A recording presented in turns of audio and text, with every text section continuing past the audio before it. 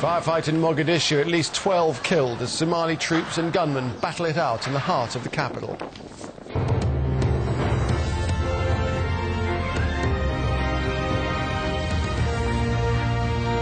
Civilians were slaughtered in the clash between troops and fighters near Mogadishu's main market. Do the peace talks taking place now in Djibouti offer any hope for an end to the mayhem? I'm Nick Clark.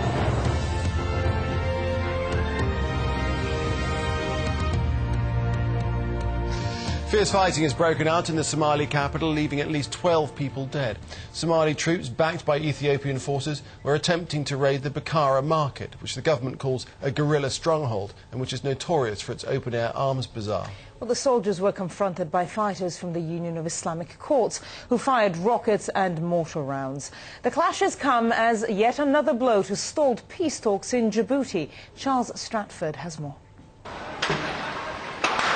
More fierce fighting and more dead on the streets of the Somali capital, Mogadishu. At least 12 civilians were killed, fleeing the gun battles between Somali soldiers backed by Ethiopian troops and fighters loyal to the Islamist opposition. My wife was killed by a mortar shell as she was cooking breakfast for our children. I'm deeply shocked by her death. The violence involving heavy mortar fire began in the early hours of Sunday morning. Soldiers were attacked as they made house-to-house searches for weapons around Mogadishu's Bakara market.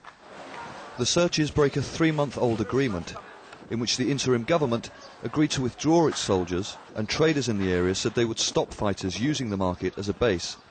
This latest violence is a bad sign for over a week of talks between opposing sides being held in neighbouring Djibouti.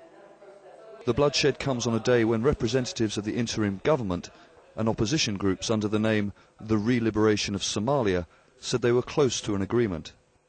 While details are sketchy, a statement that could include an immediate ceasefire declaration is expected later on Sunday. More than 6,000 civilians have been killed in Somalia over the last year, according to aid agencies. The main sticking point to any agreement remains the withdrawal of thousands of Ethiopian troops in Somalia, there to support the interim administration.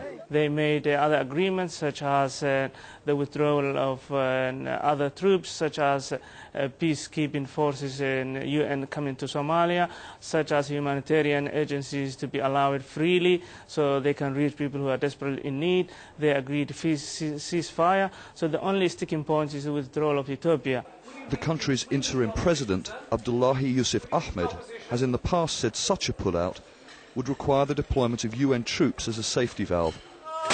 But whatever the outcome of the talks, this latest violence does not bode well for a country which has suffered nearly 2 decades of almost continual civil war.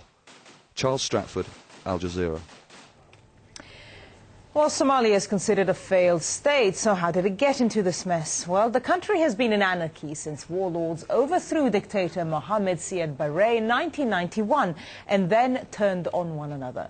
In 2006, the Islamic Courts Union, a militia group, ousted Somalia's transitional government from power. The ICU was deposed in December of that year when Ethiopia's military invaded. For the past year and a half, the Ethiopian-backed interim government has struggled to control the country. And of course, throughout the turmoil, civilians have suffered the most. Aid agencies say the humanitarian situation is one of the worst in Africa, with more than 2 million people in desperate need of help. Well, for more on the situation, I'm joined by Abdullahi Abdi Mohammed, who's a political commentator and founding member of the Somalia Concern Group. Ongoing peace talks in Djibouti, as we've been hearing, yet more are dying in Mogadishu. It's not a great sign, is it? I think the Djibouti peace process is a glimmer of hope for Somalia. If only the political stakeholders realize the responsibility upon their shoulders. Somalia today has been without a central government 17 years. Thousands of people have been killed.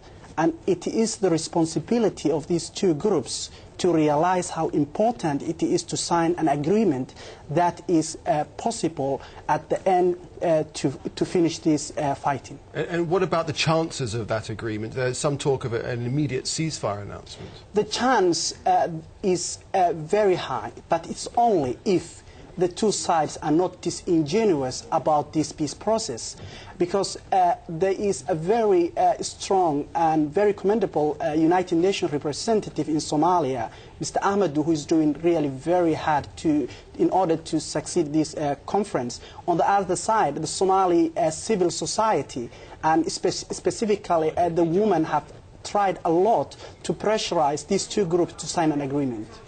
What if it goes wrong, if it doesn't work out? What happens if there's failure? Where are we going to go to then? If this fails, again, it will be catastrophic to the Somali people, because what we know today, more than 1 million Somalis are now displaced outside Mogadishu. All the infrastructures are destroyed, and the situation will only exacerbate. Okay, and if that happens, what's required? What is required here is very important. Somalia is a failed state. It has two of the forms of sovereignty, complementary forms of sovereignty, and I mean here international, the juridical, and the domestic sovereignty. And it's very important quickly to say that what Somalia needs is how the international community to empower the domestic sovereignty of Somalia. Somali government and the Somali people cannot at the moment control their borders. They cannot exert pressure on the warlords, and I think the international community should deploy a blue helmet force to replace the Ethiopians who are now just perpetuating the situation in Somalia. All right, Abdi, Mohammed, we'll have to leave it there. Many thanks indeed for your time. Thank you very much.